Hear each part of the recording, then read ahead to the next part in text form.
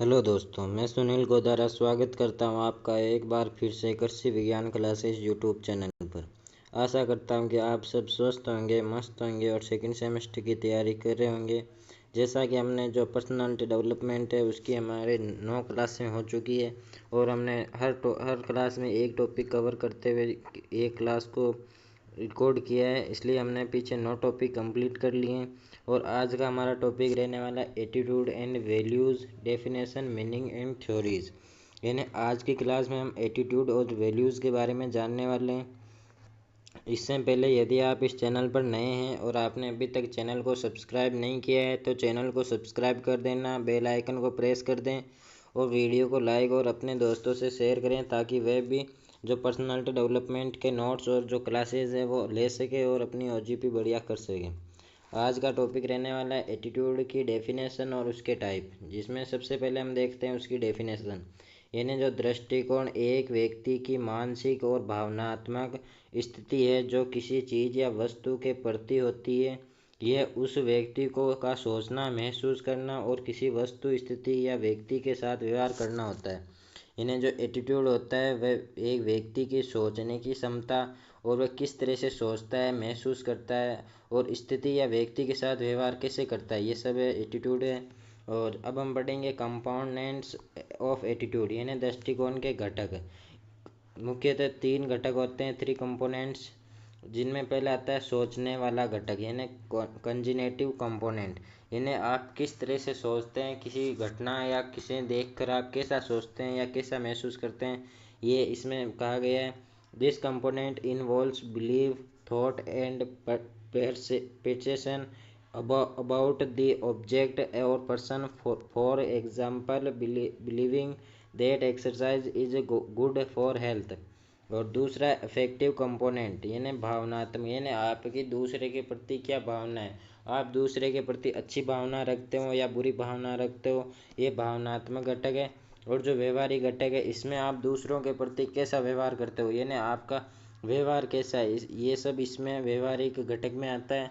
जैसे this component involves the way we act और behave toward the object. For example, exercising regularly because of the belief in its health benefits. यानी आप दूसरों से कैसा व्यवहार करते हैं और ये सब इसमें कहा गया है। अब हम पढ़ेंगे एटीट्यूड के टाइप ऑफ एटीट्यूड, यानी दृष्टिकोण के प्रकार, जिसमें सबसे पहला आता है पॉजिटिव एटीट्यूड यानी सकारात्मक दृष्टिकोण। यानी आप किसी दूसरे को या कोई चीज़ को देखकर आप यदि सकारात्मक सोच रखते हैं तो उसमें ये पॉजिटिव आता है। जैसे कि सकारात्मक दृष्टिकोण में आशावादी और उम्मीद से भरा दृष्टिकोण होता है। सकारात्मक दृष्टिकोण रखने वाले लोग जीवन में अच्छे पहलुओं पर ध्यान केंद्रित करते हैं और चुनौतियों के विकास के अवसर को के रूप देखते हैं। यानी जो सकारात्मक दृष्टिकोण होता है उसमें एक उम्मीद रहती है और आशा रहती है कि हम जीवन में कुछ अच्छा कर सकते हैं। और एक नकारात्मक में क्या होता है कि कोई प्रयास ही नहीं कर रहा है और पहले से सोच रहा है कि मैं तो असफल ही होने वाला हूँ। और जो सकारात्मक होता है उसमें व्यक्ति ये सोचता है कि मैं प्रयास करूँगा तो सफल ज़रूर होऊंगा, भले वह असफल ही हो जाए पर ये वह सोचता है कि मैं अगली बार सफल हो जाऊँगा। जैसे example, a person who is always willing to help other. यानी एक व्यक्ति है जो दूसरों की हेल्प करने में दूसरों की हेल्प करता है और ये सकारात्मक सोच वाले व्यक्ति करते हैं। और seeing failure as a learning experience, यानी ये अपने एक्सपीरियंस से आगे बढ़ने की सोचते हैं, ना कि ये नकारात्मक नहीं सोचते हैं। दूसरा आता है नेगेटिव एटीट्यूड यानी नकारात्मक दृष्टिकोण। इसमें क्या होता है कि जो नकारात्मक दृष्टिकोण में निराशावादी दृष्टिकोण होता है।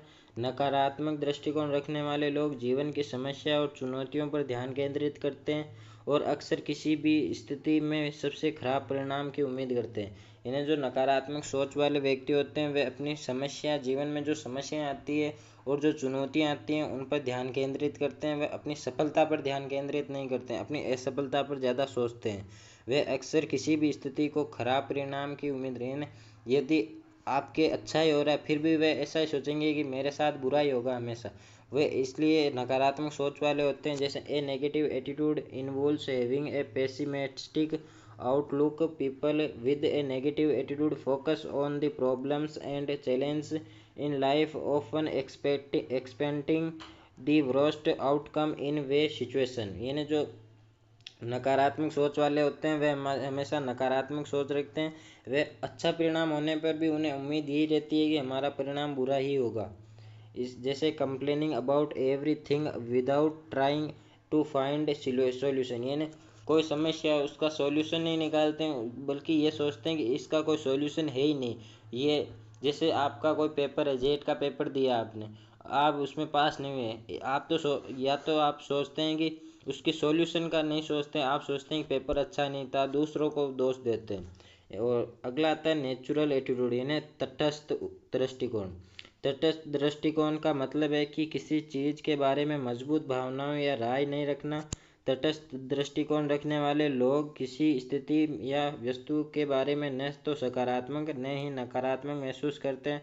वे निष्पक्ष या उदासीन होते हैं। यानी जो नेचुरल एटीट्यूड वाले लोग होते हैं वे ऐसा नहीं है कि मैं सफल क्यों नहीं हुआ, मैं असफल हो गया, वे ज़्यादा नहीं सोचते हैं। सफल हुआ तो भी ठीक, असफल हुआ तो भी ठीक। इसका example not caring about a particular news event, being indifferent to the opinion of other on a certain topic. और अगला आता है ओपन माइंडेड एटीट्यूड, यानी खुला दृष्टिकोण। इसमें क्या होता है कि जो व्यक्ति होता है वह खुला दृष्टिकोण वाला होता है। खुला दृष्टिकोण उस अच्छे इच्छा को संदर्भित करता है कि नए विचारों, अनुभवों और राय जो होती है पर विचार किया जाए बिना अत्यधिक आलोचना किए। खुले विचारधारा वाले लोग परिवर्तन के प्रति ग्रहणशील होते हैं और विभिन्न दृष्टिकोण की खोज के लिए तैयार रहते हैं। इसका उदाहरण है being open to different cultural practice और accepting new method in the work place. यानी ये लोग होते हैं जो नया मेथड है उसको एक्सेप्ट करते हैं अपने जो कार्य करने का जो स्थल है वहाँ पे। अगला आता है क्लोज्ड माइंडेड एटीट्यूड, यानी बंद दृष्टिकोण वाले लोग। इसमें आता है कि जो बंद दृष्टिकोण नए या विभिन्न विचारों, विश्वासों या रायों पर विचार करने की अनिच्छा को संदर्भित करता है। बंद विचारधारा वाले लोग किसी भी चीज़ को नकारते हैं जो उनके वर्तमान दृष्टिकोणों या अनुभवों से मेल नहीं खाती। यानी जो वर्तमान दृष्टिकोण या जो अनुभव होते हैं उनसे जो मेल चीज़ नहीं खाती, उनसे ये जो बंद विचारधारा वाले लोग हैं वे हमेशा नकारते हैं उन्हें और अपनी अनिच्छा को संदर्भित करता है। जैसे rejecting new technology just because it is unfamiliar. और जैसे कोई नई टेक्नोलॉजी आती है तो उसको रिजेक्ट कर देते हैं ऐसे लोग। Refusing to listen to others opinions और आइडियाज़, यानी जो दूसरे लोग आइडिया जो ओपिनियन देते हैं उनको नहीं सुनते हैं। और अगला आता है अफेक्टिव एटीट्यूड, यानी भावनात्मक दृष्टिकोण। भावनात्मक दृष्टिकोण एक वस्तु या व्यक्ति के प्रति भावनात्मक भावनाओं और प्रतिक्रियाओं पर आधारित है। यह अधिकतर महसूस करने के बारे में होता है, न कि सोचने के बारे में। यह आमतौर पर व्यक्तिगत रिश्तों या अनुभवों पर देखा जा सकता है। यानी आपकी दूसरों के प्रति क्या भावना है, कोई दूसरा दर्द में है तो आप उसके प्रति क्या दयालुता, आपकी क्या मन में भावनाएं आती है, वह सब इस भावनात्मक एटीट्यूड में आता है, इफेक्टिव एटीट्यूड। इसका एग्जाम्पल क्या है कि लविंग समवन डीपली, यानी दूसरों से प्यार करना या दूसरों के दुख सुख में उनकी भावनाओं को समझना ये है। और having a strong dislike for particular food. और अगला आता है एक संज्ञानात्मक दृष्टिकोण, यानी कंजिनेटिव एटीट्यूड। संज्ञानात्मक दृष्टिकोण विश्वासों, ज्ञान और विचारों पर आधारित होता है जो किसी वस्तु या व्यक्ति के बारे में होता है। यह हमारी समझ, तर्क और पिछले अनुभवों से प्रभावित होता है। यानी जो संज्ञानात्मक होता है वह हमारी समझ और जो हमारे पिछले जो अनुभव है उससे प्रभावित होता है। इसका एग्जाम्पल है believing that exercise is important for health, यानी जो एक्सरसाइज है वो हमारी हेल्थ के लिए महत्वपूर्ण है। या बिलीविंग है thinking that a particular political party is best for country. और अगला आता है व्यवहारिक दृष्टिकोण, यानी a behavioural attitude is a tendency to act in a certain way based on one feelings और believes. It reflect how people behave toward certain situation, events और people. यानी जो इसका हिंदी अर्थ है ये है कि व्यवहारिक दृष्टिकोण एक व्यक्ति की भावनाओं, विश्वासों के आधार पर एक निश्चित तरीके से कार्य करने की प्रवृत्ति है। ये दर्शाता है कि लोग कुछ विशेष परिस्थितियों, घटनाओं या व्यक्तियों के प्रति कैसे व्यवहार करते हैं। यानी जो व्यवहारिक दृष्टिकोण है उसका आपका क्या व्यवहार रहता है दूसरों के प्रति, ये दर्शाता है कि आप किस परिस्थिति या घटना में व्यक्तियों के प्रति कैसा व्यवहार रखते हैं। जैसे helping a friends to need और avoiding certain situation because of fear और डिसलाइक। यानी आप अपने जो फ्रेंड है उसकी हेल्प करते हैं या नहीं करते हैं, पॉजिटिव फीलिंग बनाते हैं उसमें बेस्ड ऑन पॉजिटिव फीलिंग। और अगला टॉपिक हम पढ़ेंगे वैल्यूज़ ऑफ इंटेलिजेंस। यानी आपका दूसरा जो व्यक्ति है उसका आपके जीवन में क्या मूल्य है, क्या वैल्यू है। और बुद्धिमत्ता यानी जो इंटेलिजेंस है वह, जिसमें सबसे पहले हम पढ़ेंगे वैल्यू क्या होती है कि जो दूसरा व्यक्ति है जैसे मूल्य में वे विश्वास या सिद्धांत होते हैं जो ये मार्गदर्शन करते हैं कि हम जीवन में कैसे कार्य करते हैं और सोचते हैं। ये हमारे चुनावों को आकार देते हैं और हमारे व्यवहारों को प्रभावित करते हैं और अक्सर उन चीज़ों से जुड़े होते हैं जो हम जीवन में महत्वपूर्ण बनाते हैं। यानी जो इसे सरल शब्दों में देखें, मूल्य वे चीज़ है जिन्हें आप सबसे ज़्यादा महत्व देते हैं, जैसे ईमानदारी, दया, सम्मान या निष्ठा।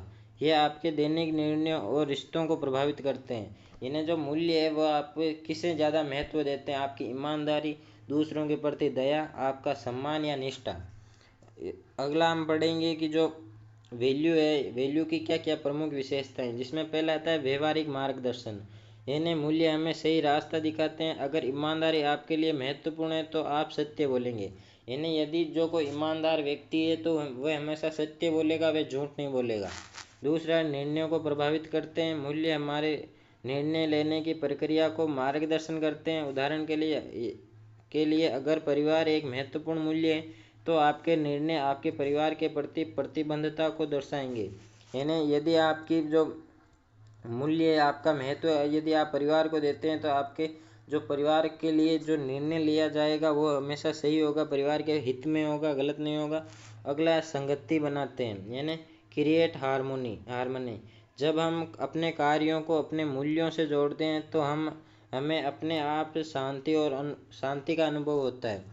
यानी जब हम अपने जो महत्व जिसे हम प्राथमिकता महत्व देते हैं उससे यदि हम अपने जो कार्य करते हैं उन्हें जोड़ देते हैं तो हमें एक शांति अनुभव होती है। अब हम पढ़ेंगे टाइप ऑफ वैल्यूज, यानी जो मूल्य के प्रकार क्या क्या है। पहला आता है पर्सनल वैल्यू, यानी व्यक्तिगत मूल्य। ये वे मूल्य होते हैं जो एक व्यक्ति के चरित्र और जीवन दर्शन को दर्शाते हैं। जैसे ईमानदारी, हमेशा सत्य बोलना, साहस, चुनौतियों का साहसपूर्वक सामना करना। यानी जैसे हमारे जीवन में कोई चुनौती आती है उसका डटकर सामना करना, उससे ना घबराना, ये। और दूसरा आता है कल्चरल वैल्यू, यानी सांस्कृतिक मूल्य। एक समूह या समाज द्वारा साझा किए गए ये मूल्य ये परिभाषित करते हैं कि लोग एक संस्कृति के भीतर कैसे जीते हैं और आपस में कैसे संवाद करते हैं। जैसे बुजुर्गों का सम्मान, बड़े लोगों की सुनना और उनसे सीखना। और दूसरा आता है परिवार को महत्व, यानी परिवार हमेशा पहले आता है। ये आता है सांस्कृतिक मूल्य में, जैसे कोई परिवार आता है, बुजुर्गों से आप क्या सम्मान, बुजुर्गों का सम्मान करना और जो बड़े लोग होते हैं उनकी बातों को सुनना, उससे कुछ सीखना और परिवार को महत्व देना, ये इनमें शामिल है। अगला आता है सोशल वैल्यू, यानी सामाजिक मूल्य। ये मूल्य समाज की भलाई पर ध्यान केंद्रित करते हैं। जैसे समानता, सभी को समान रूप से व्यवहार करना चाहिए और सही के लिए खड़ा होना चाहिए, यानी न्याय। यानी जो सोशल वैल्यूज़ है वह हमेशा जो हम न्याय करते हैं, जो सामाजिक मूल्य के स्तर पर, यानी सामाजिक स्तर पर कोई भी न्याय करते हैं तो वह निष्पक्ष होना चाहिए, हमेशा सत्य के साथ सपोर्ट में खड़ा होना चाहिए, ये इसमें कहा गया है। अगला है वर्क प्लेस वैल्यू, यानी कार्य स्तर मूल्य। इसमें पेशेवर सेटिंग्स में सत्यनिष्ठा, टीम वर्क और सम्मान जैसे मूल्य व्यवहार को मार्गदर्शन करते हैं और एक उत्पादक वातावरण बनाते हैं। जैसे इंटेलिजेंस, बुद्धिमत्ता क्या है कि intelligence is ability to learn, understand and apply knowledge and skill. It is not just about how much you know but how well you can use that knowledge to solve problem and adapt to new situation। यानी आप new situation में कैसा सोचते हैं। यानी बुद्धिमत्ता वह क्षमता है जिससे आप ज्ञान कौशल प्राप्त करने, समझने और लागू करने में सक्षम होते हैं। ये सिर्फ ये नहीं है कि आप कितना जानते हैं, बल्कि ये भी है कि आप उस ज्ञान का उपयोग समस्याओं को हल करने, नई परिस्थितियों में ढलने के लिए कितनी अच्छी तरीके से कर सकते हैं। यानी जो हम ज्ञान की जो कौशल प्राप्त करते हैं, ज्ञान प्राप्त करते हैं, उसका सिर्फ यही मतलब नहीं है कि आप कितना ज्ञान है या कितना आप कुशल हैं, किस कार्य में कुशल हैं। उसका बल महत्व ये तब होता है जब आप ज्ञान का सही उपयोग करते हैं, और जैसे ही कोई समस्या आती है उसके समाधान को खोजते हैं और उस ज्ञान से अपनी समस्याओं का समाधान खोजते हैं, और जो नई परिस्थितियाँ होती हैं उनमें ढलने की कितनी अच्छी तरह से करते हैं। अब हम पढ़ेंगे बुद्धिमत्ता की प्रमुख विशेषताएं, जिसमें सबसे पहले आता है प्रॉब्लम सॉल्विंग यानी समस्या समाधान। Intelligence help in solving problem creatively and logically. बुद्धिमत्ता समस्याओं के रचनात्मक और तार्किक रूप से हल करने में मदद करती है। यानी जो बुद्धि इंटेलिजेंस होता है वह समस्या को एक तो जो क्रिएटिवली होते हैं यानी रचनात्मक और जो तर्क संगत बात होती है उससे हल करने में मदद करता है। और अगला है अनुकूल क्षमता, यानी it always you adjust and thrive in new environments and situation. यानी यह आपको नई परिस्थितियों, वातावरण और में अनुकूलित होने और बढ़ने की अनुमति देती है। यानी आप जैसे ही कोई नई परिस्थितियों या नए वातावरण में जाते हैं तो जो बुद्धिमत्ता होती है, इंटेलिजेंस होता है, वह उसमें अनुकूलित होने की जो क्षमता होती है उसे बढ़ाता है। अगला आता है लर्निंग एबिलिटी यानी सीखने की क्षमता। बुद्धिमत्ता आपको अवधारणाओं को जल्दी और प्रभावी तरीके से समझने में मदद करती है। यानी intelligence help you understand concept quickly and effectively. यानी जो बुद्धिमत्ता होती है वह आपकी जो कोई नई आप अवधारणाएं हैं उनको जल्दी और ढंग से प्रभावी तरीके से समझने में मदद करती है। और अब हम पढ़ेंगे बुद्धिमत्ता के प्रकार यानी टाइप ऑफ इंटेलिजेंस, जिसमें पहला आता है भाषाई बुद्धिमत्ता। यह ज़्यादा इम्पोर्टेंट नहीं है, थोड़े बहुत पढ़ लेना। वैसे तो बुद्धिमत्ता के बहुत प्रकार होते हैं। भाषा का प्रभावी रूप से उपयोग करने की क्षमता, इस बुद्धिमत्ता वाले लोग बोलने, लिखने और जटिल लेखों को समझने में कुशल होते हैं। दूसरा आता है तार्किक गणितीय बुद्धिमत्ता यानी तार्किक रूप से सोचने, आलोचनात्मक रूप से सोचने और गणितीय समस्याओं को हल करने की क्षमता रखते हैं। तीसरा आता है स्थानिक बुद्धिमत्ता यानी जो आकारों, स्थानों और भौतिक वस्तुओं के संदर्भ में सोचने की क्षमता होती है। और संगीतात्मक बुद्धिमत्ता यानी संगीत को समझने, बनाने की क्षमता, इसमें ताल, सुर, राग और पहचानने की क्षमता शामिल है। यानी कोई संगीतज्ञ वह अपने जो संगीत होता है उसे समझना और अपने खुद से संगीत को बनाना, उसमें ताल और जो सुर होती है, राग होती है, उसे मैनेज करना, यानी उसके जो सिचुएशन होती है उस हिसाब से जो राग, सुर, ताल है उसे उसमें ऐड करता है। अगला है शारीरिक यांत्रिक बुद्धिमत्ता यानी शरीर की गति को नियंत्रित करने, वस्तुओं को कुशलता से संभालने की क्षमता। अगला है सामाजिक बुद्धिमत्ता, दूसरों को समझने और प्रभावी रूप से संवाद करने की क्षमता। यानी जो दूसरे व्यक्ति हैं उनको समझना और उनसे जो बात करने की क्षमता होती है वह सामाजिक बुद्धिमत्ता से आती है।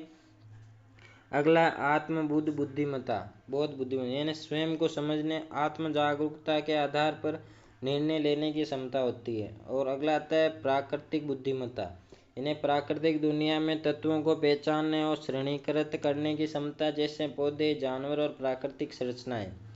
और अब हम अगला टॉपिक हम पढ़ेंगे जो मूल्य बुद्धिमत्ता को कैसे प्रभावित, यानी जो वैल्यू होती है वह इंटेलिजेंस को कैसे प्रभावित करता है। जिसमें हम पढ़ेंगे कि जो हमारे मूल्य यह निर्धारित करते हैं कि आप अपनी बुद्धिमत्ता का उपयोग कैसे करते हैं। यानी जो हमारा मूल्य वैल्यू रहती है वह हमें यह निर्धारित करता है कि आप अपने जो इंटेलिजेंस है उसका उपयोग कैसे करते हैं। जैसे कि यदि हम ईमानदारी को महत्व देते हैं तो हम भाषाई बुद्धिमत्ता का उपयोग सत्य बोलने में करेंगे। यदि हम न्याय का महत्व देते हैं तो हम तार्किक गणितीय बुद्धिमत्ता का उपयोग निष्पक्ष निर्णय लेने में करेंगे। यानी यदि कोई ईमानदारी को महत्व देता है तो वह भाषाई बुद्धिमत्ता का उपयोग करेगा, और जो अपने जो न्याय को महत्व देता है वह गणितीय बुद्धिमत्ता, तार्किक गणितीय बुद्धिमत्ता को उपयोग करेगा। इसमें बुद्धिमत्ता के सिद्धांत और माप, यानी जो बुद्धि इंटेलिजेंस होता है उसके क्या क्या सिद्धांत है और इंटेलिजेंस को कैसे मापा जा सकता है। जिसमें हम पहले पढ़ेंगे सिद्धांत यानी थ्योरी, जिसमें पहले आता है स्पीयरमैन का द्वितीयक सिद्धांत। ये जो सिद्धांत है ये ज़्यादा नहीं पूछे जाते हैं पेपर में, चार्ल्स स्पीयरमैन ने यह प्रस्तावित किया कि बुद्धिमत्ता को दो कारकों के माध्यम से समझा जा सकता है, जैसे सामान्य बुद्धिमत्ता और विशिष्ट बुद्धिमत्ता। जी फैक्टर ये सामान्य बुद्धिमत्ता क्षमता का प्रतिनिधित्व करता है। यह किसी व्यक्ति के विभिन्न प्रकार के मानसिक कार्यों में अच्छा प्रदर्शन करने की क्षमता के लिए जिम्मेदार है। और जो एस फैक्टर होता है यानी विशिष्ट बुद्धिमत्ता, ये विशिष्ट कार्यों या क्षेत्रों से संबंधित विशेष क्षमताओं को दर्शाता है, जैसे गणित, भाषा या संगीत। अगला जो सिद्धांत है वह है कि जो थॉर्स्टन का प्राथमिक मानसिक क्षमताओं का सिद्धांत, यानी लुईस थॉर्स्टन ने यह प्रस्तावित किया कि बुद्धिमत्ता कई प्राथमिक मानसिक क्षमताओं से मिलकर बनी होती है। इनमें शामिल है शाब्दिक समझ, यानी शब्दों को प्रभावी रूप से समझने और उनका उपयोग करने की क्षमता, यानी आप जो शब्द होते हैं उनको प्रभावी रूप से समझना और उनका उपयोग कैसे करते हैं। दूसरा आता है गणनात्मक क्षमता, यानी गणितीय समस्याओं को हल करने की क्षमता। स्थानिक क्षमता यानी अंतरिक्ष में वस्तुओं की कल्पना और संचालन करने की क्षमता। और अगला आता है स्मृति, यानी जानकारी को बनाए रखने और याद करने की क्षमता।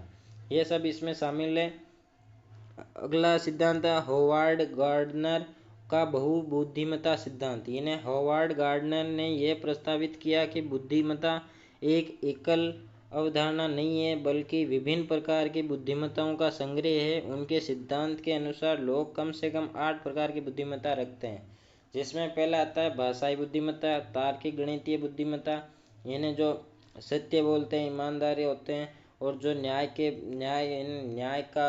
के साथ खड़े होते हैं, सत्य के साथ। स्थानीय बुद्धिमत्ता, इससे और भी अनेक बुद्धिमत्ताएं कोई प्रकार होते हैं, जैसे शारीरिक यांत्रिक बुद्धिमत्ता, संगीतात्मक बुद्धिमत्ता, सामाजिक बुद्धिमत्ता, आत्मबोध बुद्धिमत्ता और प्राकृतिक बुद्धिमत्ता। ये हमने पीछे पढ़ ली है।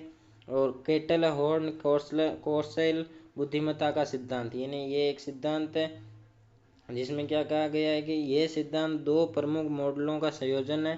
केटल के तरल और ठोस बुद्धिमत्ता और हॉर्न और क्रोल का संज्ञानात्मक क्षमताओं का मॉडल, यानी तरल बुद्धिमत्ता में नई समस्याओं को हल करने और पूर्व ज्ञान पर निर्भर किए बिना अमूर्त रूप से सोचने की क्षमता। यानी जो तरल बुद्धिमत्ता होती है उसमें जो नई समस्याएं होती हैं उनका समाधान हल करने की, और जो पूर्व ज्ञान होता है उस पर निर्भर नहीं रहते हैं।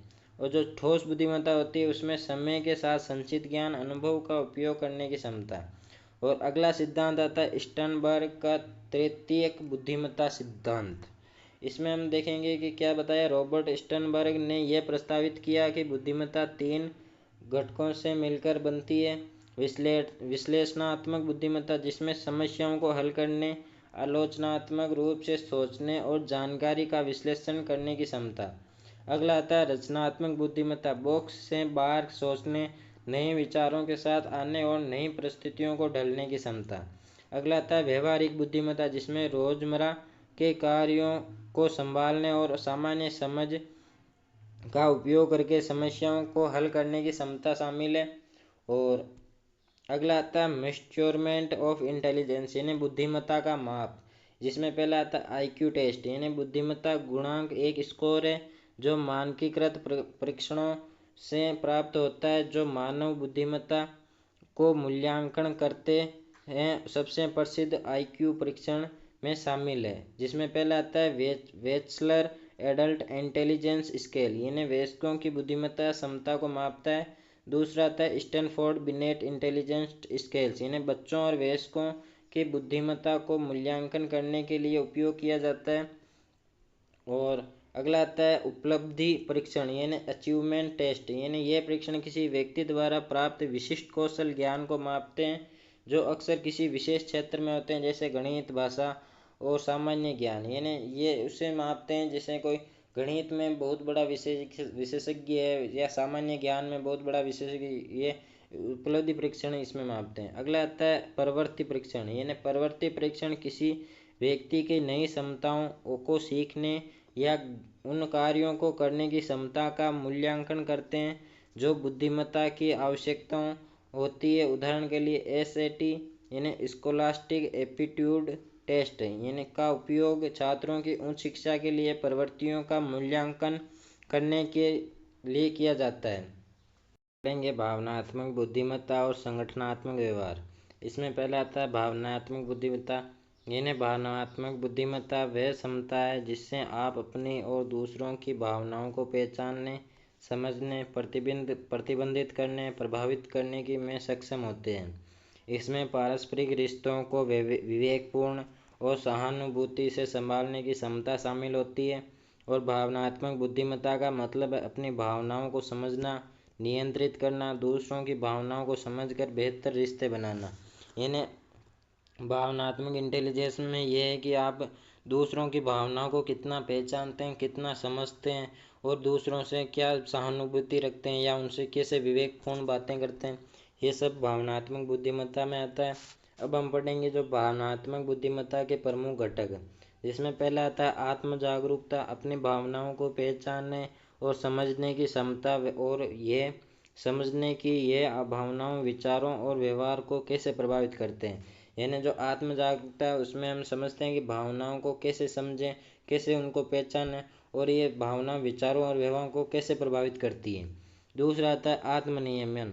यानी अपनी भावनाओं को नियंत्रित करने की क्षमता, विशेष रूप से तनावपूर्ण परिस्थितियों में और बिना सोचे समझे कार्य न करना। यानी कभी भी ये तो बिना सोचे समझे तो कुछ भी कार्य नहीं करना चाहिए। अगला आता है मोटिवेशन यानी प्रेरणा। व्यक्तिगत संतुष्टि के लिए, लक्ष्यों को प्राप्त करने की प्रेरणा, न कि बाहरी पुरस्कारों के लिए। यानी जो इंटेलिजेंस में क्या घटक होता है कि जो व्यक्तिगत संतुष्टि के लिए लक्ष्यों को प्राप्त करता है, न कि कोई बाहरी पुरस्कारों के लिए अपने लक्ष्य को नहीं प्राप्त करता है। अगला आता है इम्पैथी यानी सहानुभूति। दूसरों की भावनाओं को समझने और साझा करने की क्षमता, जिससे मजबूत रिश्ते बनाना आसान होता है। यानी दूसरों की भावना समझना और उनसे मतलब उनकी मदद करना या उनसे साझा करना, इससे क्या होता है कि मजबूत रिश्ते बनते हैं। और अगला आता है सोशल स्किल यानी सामाजिक कौशल। रिश्तों को प्रतिबंधित करने, दूसरों के साथ प्रभावी रूप से संवाद करने की क्षमता। यानी यदि आप जो इंटेलिजेंस होगा वह दूसरों से प्रभावी रूप से बात कर सकेगा और जो रिश्ते होते हैं उन पर भी प्रतिबंधित लगा सकता है। अब हम पढ़ेंगे जो भावनात्मक बुद्धिमत्ता है उसका क्या क्या महत्व होता है। जिसमें पहला आता है प्रभावी संवाद। यानी व्यक्तियों को दूसरों के शब्दों के पीछे की भावनाओं को समझने में मदद करता है, जिससे संवाद स्पष्ट और प्रभावी होता है। और जो बेहतर निर्णय लेना यानी उच्च या इंटेलिजेंस वाले लोग तर्क और भावनात्मक के आधार पर निर्णय लेने के में सक्षम होते हैं, जिससे उनके निर्णय में सुधार होता है। अगला आता है संघर्ष समाधान यानी इमोशनल इंटेलिजेंस में व्यक्तियों को दूसरों की भावनात्मक दृष्टिकोण को समझकर संघर्षों को हल करने की में सक्षम होते हैं। यानी जो संघर्ष समाधान होता है वह दूसरों की भावनाओं को समझकर जो उनके जो समस्या होती है या संघर्ष होता है उसे हल करने में सक्षम होते हैं। अगला आता है नेतृत्व यानी जो भावनात्मक बुद्धिमत्ता है, जो इमोशनल इंटेलिजेंस वाले जो नेता होते हैं वह अधिक सहानुभूतिपूर्ण होते हैं, तनाव को संभालने में सक्षम होते हैं और सकारात्मक टीम डायनेमिक्स बनाते हैं। यानी जो टीम बनाते हैं वो सकारात्मक बनाते हैं। और अब हम पढ़ेंगे ऑर्गेनाइजेशनल बिहेवियर यानी संगठनात्मक व्यवहार। संगठनात्मक व्यवहार यह अध्ययन है कि कैसे व्यक्ति और समूह एक संगठन के भीतर व्यवहार करते हैं। ये एक संगठन के भीतर व्यक्तियों, समूह, संरचना और व्यवहार को प्रभाव का पता लगाता है। सरल शब्दों में कहें कि ऑर्गेनाइजेशनल बिहेवियर ये समझने के बारे में कि एक संगठन में लोग कैसे कार्य करते हैं या कैसे सोचते हैं या कैसा महसूस या आपस में कैसे संवाद करते हैं, ये सब इसमें कहा गया है। यानी जो लोग होते हैं वे आपस में कैसे बातचीत करते हैं और कैसे कार्य करते हैं संगठन में, मतलब कोई भी ग्रुप में काम करता है, जिससे हमें कैसे पता चले कि वह कैसा कार्य करता है, वह कैसे मतलब उस ग्रुप के बारे में, व्यक्ति ग्रुप में काम करने वाला क्या सोचता है, ये सब हमें ऑर्गेनाइजेशनल बिहेवियर से पता चलता है। अब हम पढ़ेंगे संगठनात्मक व्यवहार के प्रमुख तत्व, यानी कौन कौन से तत्व होते हैं। इसमें पहला आता है व्यक्तिगत व्यवहार, जिसमें जैसे संगठन के भीतर व्यक्तियों की क्रियाओं, दृष्टिकोण और प्रदर्शन। दूसरा आता है समूह व्यवहार, यानी लोग समूह के रूप में कैसे संवाद करते हैं, एक साथ काम करते हैं और संगठन एक दूसरे को कैसे प्रभावित करते हैं। तीसरा आता है संगठनात्मक संस्कृति, यानी संगठन के भीतर साझा किए गए मूल्य, विश्वास और मानक जो ये आकार देते हैं कि कर्मचारी कैसे व्यवहार करते हैं। अगला आता है नेतृत्व और प्रबंधन, यानी नेताओं और प्रबंधकों की भूमिका कर्मचारियों को प्रेरित करने और संगठनात्मक लक्ष्यों को प्राप्त करने में प्रभाव डालने की। जो नेतृत्व और प्रबंध होता था उसमें जो नेता और जो प्रबंधक होते हैं उनकी जो कर्मचारियों को कैसे प्रेरित करते हैं ये इसमें शामिल है। और अगला है मोटिवेशन, यानी वह कारक जो व्यक्तियों को उनके व्यक्तिगत और संगठनात्मक लक्ष्यों को प्राप्त करने के लिए प्रेरित करते हैं। अब हम पढ़ेंगे भावनात्मक बुद्धिमत्ता और संगठनात्मक व्यवहारों के बीच क्या संबंध होता है, यानी relationship between emotional intelligence and organisational behaviour. यानी सुधरे हुए नेता जिसमें उच्च जो इमोशनल इंटेलिजेंस वाले जो नेता होते हैं वे अपनी टीम के सदस्यों की भावनाओं को बेहतर समझने में सक्षम होते हैं, जिससे उन्हें प्रभावी रूप से प्रेरित करने और मार्गदर्शन करने में मदद मिलती है। और अगला आता है कि जो बेहतर टीम वर्क है, यानी जो उच्च इमोशनल इंटेलिजेंस वाले व्यक्ति टीमों के भीतर सहयोग और संवाद और संघर्षों को हल करने में अधिक सक्षम होते हैं, जिससे समूह प्रदर्शन में सुधार होता है। तनाव प्रबंधन, यानी उच्च इमोशनल इंटेलिजेंस वाले कर्मचारी तनाव को अधिक प्रभावी तरीके से प्रतिबंधित कर सकते हैं, जिससे कार्य प्रदर्शन में सुधार हो और कार्यस्थल में बर्न आउट कम हो। और अगला है बेहतर निर्णय लेना, यानी कर्मचारियों को भावनाओं और तर्क दोनों को ध्यान में रखते हुए निर्णय लेने में मदद करता है, जिससे संगठनात्मक संदर्भ में निर्णय लेने की क्षमता में सुधार आता है। यानी जो बेहतर निर्णय लेना, यानी जो कर्मचारी होते हैं, काम करने वाले लोग होते हैं, वे भावनात्मक और तर्क दोनों का साथ ध्यान रखते हुए निर्णय लेते हैं। और अगला आता है कि इम्पोर्टेंस ऑफ इमोशनल इंटेलिजेंस, यानी भावनात्मक बुद्धिमत्ता का क्या क्या महत्व है। पहला आता है बेहतर आत्म प्रबंधन, यानी भावनात्मक बुद्धिमत्ता व्यक्तियों को अपनी भावनाओं को प्रभावी रूप से प्रतिबंधित करने की अनुमति देती है। विशेष रूप से चुनौतीपूर्ण परिस्थितियों में ये उन्हें दबाव में शांत रहने, भावनात्मक उन्माद से बचने, तर्क संगत निर्णय लेने में मदद करती है।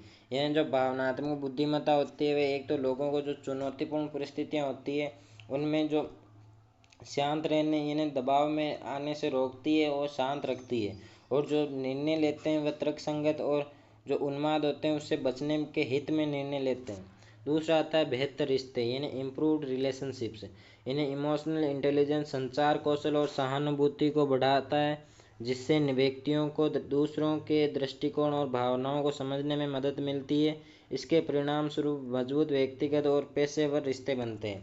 यानी इससे क्या होता है, जो रिश्ते होते हैं वे मजबूत बनते हैं, लोग दूसरों की भावनाओं को समझते हैं तो वे भी उसकी भावनाओं को समझता है और इससे रिश्ते मजबूत बनते हैं।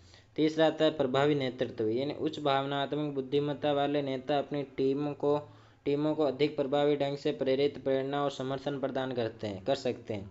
वह संघर्ष को प्रबंधित करने, निर्णय लेने और सकारात्मक संगठनात्मक संस्कृति बनाने में भी अधिक सक्षम होते हैं। चौथा आता है स्ट्रेस मैनेजमेंट, यानी तनाव प्रबंधन। भावनात्मक बुद्धिमत्ता व्यक्तियों को तनाव में अधिक प्रभावी रूप से पहचानने और प्रतिबंधित करने में मदद करती है।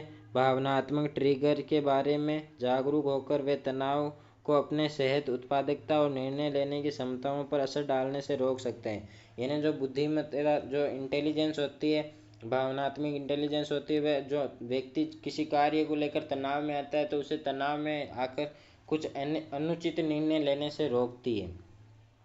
और अगला आता है बेहतर निर्णय लेना, यानी इंटेलिजेंस जो इमोशनल इंटेलिजेंस के साथ व्यक्तियों के भावनात्मक और तर्क संगत सोच को संतुलित करने में सक्षम होते हैं, जिससे अधिक विचारशील और संतुलित निर्णय लिए जाते हैं। वे बिना सोचे समझे निर्णय लेने की संभावना को कम कर देते हैं, जिनके नकारात्मक परिणाम हो सकते हैं।